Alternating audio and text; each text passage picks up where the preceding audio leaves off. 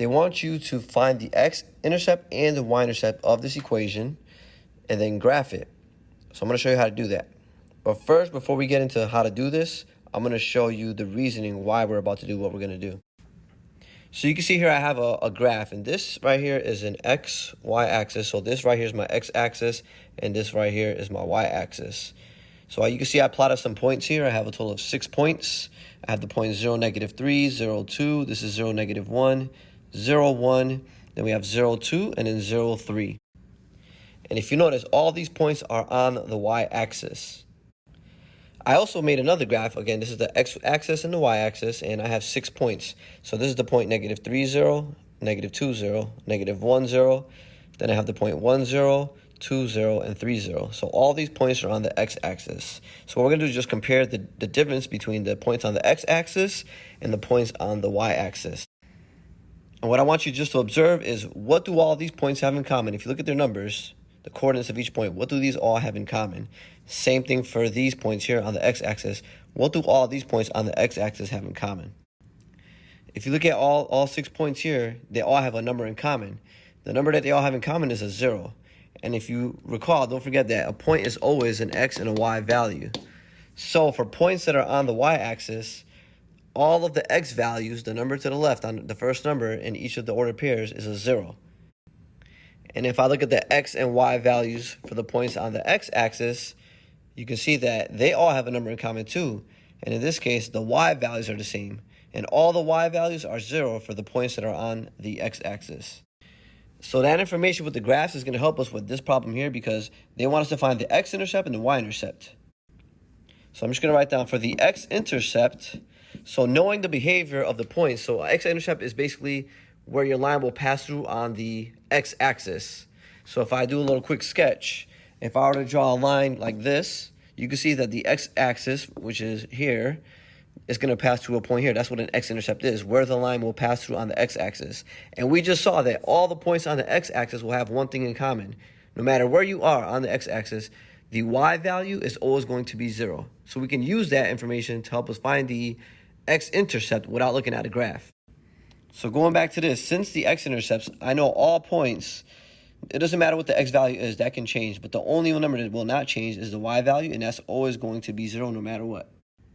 And since that's true, I'm going to go to my equation that they gave me, x minus 4y equals -8. And I'm going to find the x-intercept by doing what I see here.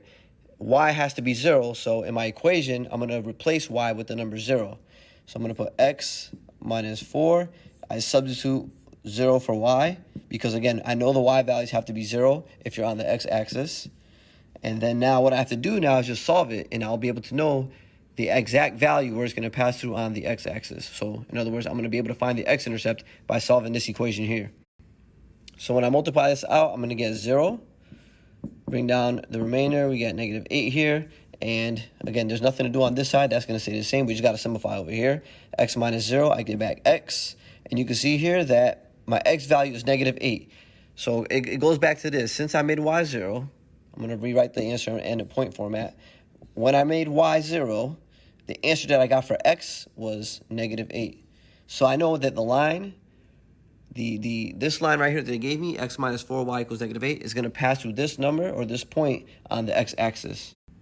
So let me just do a quick sketch of that. I have my x-axis. This is my y-axis. So 1, 2, 3, 4, 5, 6, 7, 8. So at -8, 0, I know that my line will pass through this point right here. And that's, again, the x-intercept. And now I'm going to find the y-intercept. And don't forget, for the y-intercept, we looked at the points on the y-axis. They all have one thing in common. No matter what, whenever a point is on the y-axis, the number that they have in common is x will be 0 no matter where you are. The y values change depending on where you are, but the x value will always be 0 no matter what. That means to find the y-intercept, I'm going to make x 0, and I'm going to figure out how much is the y value. I don't know what that is, but I know that this has to be 0.